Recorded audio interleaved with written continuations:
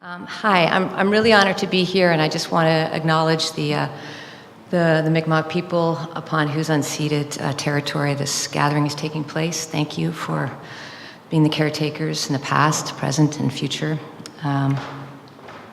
It's really an honor to be here. I want to thank Carolyn Warren for asking me to participate, all the organizers, and Shannon for this incredible conversational construction. I just want to start with a reality check, I suppose. So this was from Twitter yesterday. Jesse Wente, who I follow, said, just so we're clear, there already is an appropriation prize. It's called Canada.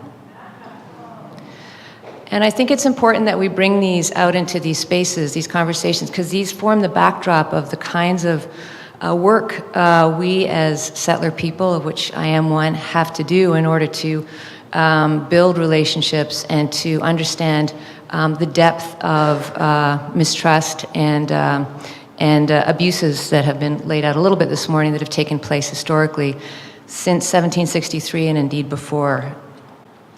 That being said, there's a tremendous amount of incredible goodwill, and we're at a moment of terrific promise. If we look to the future, I think we can say that the potential is really, really bright. I just want to go back into recent history.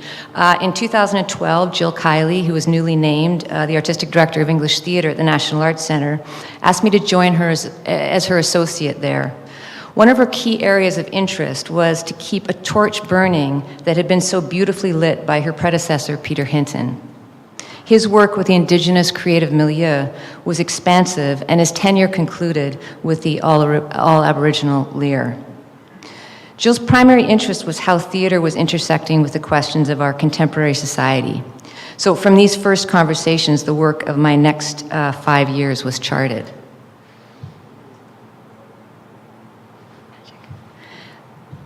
It's important, I think, to note that I'm primarily a director and dramaturg, and it's from this perspective that I meet the world. So in the spring of 2014, co-curator Yvette Nolan and I gathered together a group of artist leaders and institutional listeners for a 3-day summit at the Banff Center. This summit, and at the time groundbreaking protocol for conversation, began a partnership with the Indigenous Performing Arts Alliance that lasted beautifully until the conclusion of the project.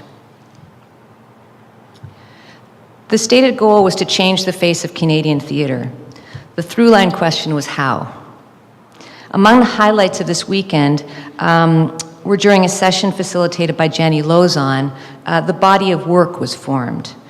We also had the opportunity to engage critically with some of the early questions arising out of Making Treaty 7, and we were deeply honored that both Narcissus Blood and Michael Green were present for this. It was an incredible 3 days, and it really laid the groundwork for what the following year would be, which happened on Manitoulin Island at Debajamajig Theatre, which was a 10-day, deeply exciting investigation of the body of work, which I just referred to, which can be found on the IPA, Indigenous Performing Arts Alliance website. It's continually updated. There's over 400 existing works, and that is just the fingertip of how much more there is yet to be discovered of work that already exists, either published or having existed in performance. Anyway, each point of departure opens up places not seen. So in the first summit, we neglected the long history of Debajamajig Theatre and the place it holds within the Canadian theatre landscape. It's over 35 years old. There are a number of organizations making First Nations, Métis, and Inuit work that have existed for long periods of time. So many exchanges, Skype calls, and visits later, we were lucky enough, in tandem with IPA, to be hosted by Debaj for the spring of 2015 for the study and the repast. The study gathered together professionals and students and upwards of 40 specialists who together dug into this ever-expanding body of work. The repast, I'd like to say, kind of reminded me of the Stella dinner that was mentioned yesterday, was a deeply immersive investigation of the body of work, beautifully rendered by artist-designer Andy Morrow. Artists, funders, presenters traveled from across Canada to join in this immersive conversational event, and it was live-streamed for those who could not attend, and it's archived also on the Cycle website, which you can find at the NAC. Details of how this all came to pass can be found in the Power Shift Power Shift, the Story. This was written by Corey Payette and myself. It's worth checking out because there are a lot of really fulsome details about what the relationship, the costs of the relationship to bring us to the conclusion of this project, and how much learning in particular was necessary for myself and the National Arts Center to do in order to fulfill the promise of this project. It's important to note, though, that English theater instigated the cycle, but Dabajimajig storytellers and IPA led us home. Between the conclusion of the first cycle and the coming of that same summer, and thanks to the incredible leadership of Peter Herndorf, our late-breaking idea, and as most will concur, an idea that was years past its due date, the idea of an Indigenous theater department at the National Arts Center took hold. It was not our intention when we started out with the cycle, but it was a wonderful outcome nonetheless. This is October 5, 2015, at the new Artscape space in Toronto, the Sandbox, a meeting that we held with members of the Indigenous performing arts milieu, those who had worked with us either in Peter's tenure or through the whole cycle, and also a number of students from the Center for Indigenous Training were there, and this was also live streamed across the country, to have a conversation with those present and those interested about our hope at the National Arts Center to launch an Indigenous theater. This meeting, as I mentioned, was on October 5. And then we had another meeting on the stage at the National Arts Center on February 13th, 2016. This was also live streamed. It was facilitated as well, and it was conference.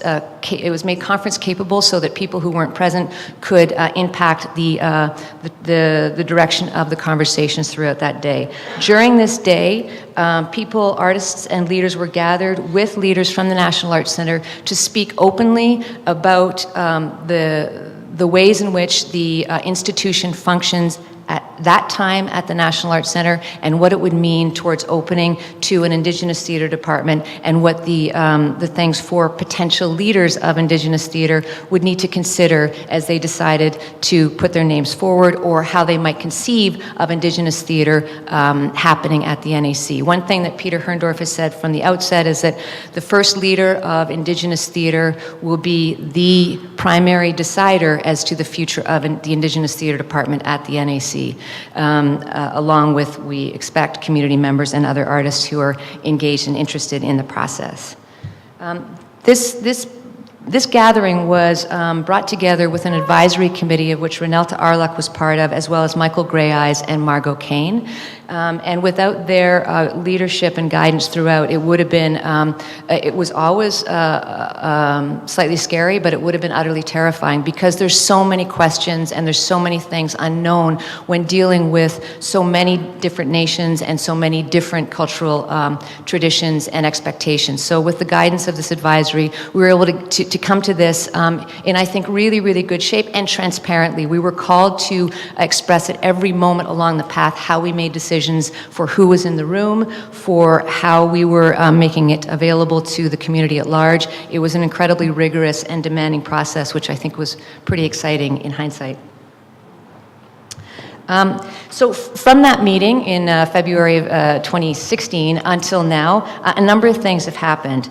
We formed our second advisory. Renelta very thankfully agreed to stay on as a crossover person. Dave Jeunesse, who's now the new artistic director of Anzianock Theatre outside of Montreal. Jesse Wabagijic, who identifies as a youth and is in his second year at the Center for Indigenous Theatre and comes from Kwemekong First Nations. Annie Smith St. George, who is an Algonquin elder, and playwright Kenneth Williams, who was formerly from Saskatchewan and has now just moved to become a tenure-track professor at the University of Alberta, formed our second advisory. They've been with us from essentially March of that year, and they were really, really invaluable in terms of giving us the